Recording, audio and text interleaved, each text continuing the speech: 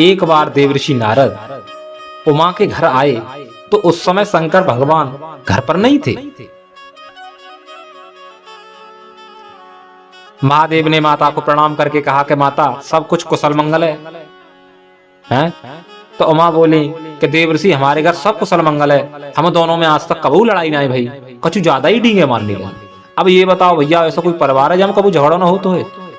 सोई नारद जी ने प्रश्न कर दिया कि ये बताओ भैया फिर तो महादेव ने आपसे कोई बात ना छुपाई होगी, बोली ना है तो ये बताओ कि महादेव के गले में फूलन की जगह जो खोपड़ियों की माला किसकी?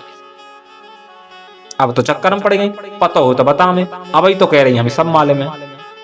और नारद जी चले गए। अब तो उमा गुस्सा में बैठ गई। जब भगवान शंकर आए और उमा को क्रोध में देखा, बोले अभी तो हम सब ठीक छोड़ के गए थे, क्या हो गया? पड़ोसी को खुश करना कठिन है, घर वालों को खुश करना उससे भी कठिन है, और सबसे कठिन है पत्नी को खुश करना। न जाने कब कौन सी बातें उखाड़ के बैठ जाए कि तुमने मोती यूं कही। तब सती बोली कि मुझे ये बताओ कि तुम्हारे गले में ये खोपड़ियों की माला किसकी है?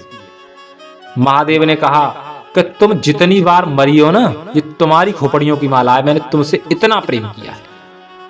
अब तो खुश होने की जगह और क्रोधित हो गई, बोली तुम चौनाई मरे? महादेव ने कहा मैंने अमर कथा सुन रखी है, कि हमें क्यों ना सुनाई? कि तुमने आज तक कभी पूछा नहीं और बिन पूछे में किसी को बताता नहीं। जिद करने लगी कि आप सुनाओ। तो महादेव जी सती को अमरनाथ की गुफा में डमरू बजाया, सारे पक्षी उड़ गए, लेकिन उसमें एक तोती का घोंसला था और उसमें एक अंडा रखा था। महादेव ने सती से कहा हम तुम्हें अमर कथा सुनाते हैं, हूं करा देती रहना।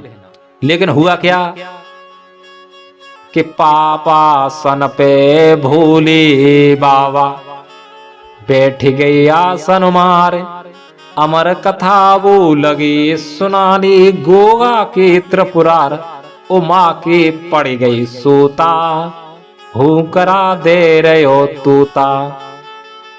अंडा फूट गया और तोती का बच्चा हुकरा देने लगा और माता सो गई।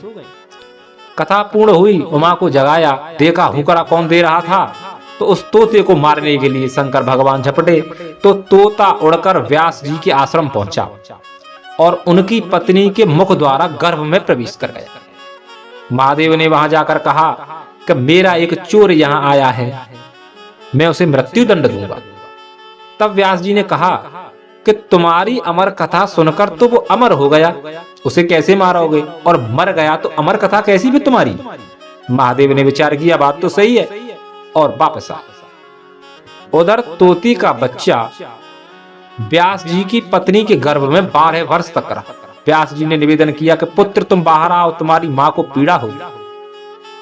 तोती के बच्चे ने कहा कि पिताश्री मैं तब बाहर आऊंगा कि आप भगवान से वरदान लो कि मुझे संसार की माया न व्याप है, उनकी मुझे माया संसार में व्याप है ना। जब भगवान से उन्होंने वरदान ले लिया तब तोती का बच्चा 12 वर्ष बाद मानव रूप में प्रकट हुआ और वन को चल दिया, क्योंकि माया तो व्यापी नहीं उसे। तब व्यास जी बेटा बेटा कहते हुए पीछे भागे तो सुखदेव जी जो तोता के रूप में बने हैं तो उनकी तरफ से वृक्षों ने उत्तर दिया कि आप ऋषि होकर भी मोह करोगे तो क्या होगा, आपसे अच्छे तो हम पेड़ हैं जो अपने बच्चों को प्रकृति को दान कर देते हैं। और व्यास जी अपने आश्रम वापस आ गए। उधर सुखदेव जी अपने रूप में विचरने लगे तो वहां शिष्यों की टोलियां अच्छे अच्छे श्लोक गा रही थी। तो सुखदेव जी ने कहा कि हमें भी अपने गुरु से कह के शिक्षा दिलाओ। फिर व्यास जी के निवेदन पर सुखदेव जी पुनः अपने आश्रम वापस आए और सुखदेव जी को व्यास जी ने श्रीमद् भागवत की कथा सिखाई।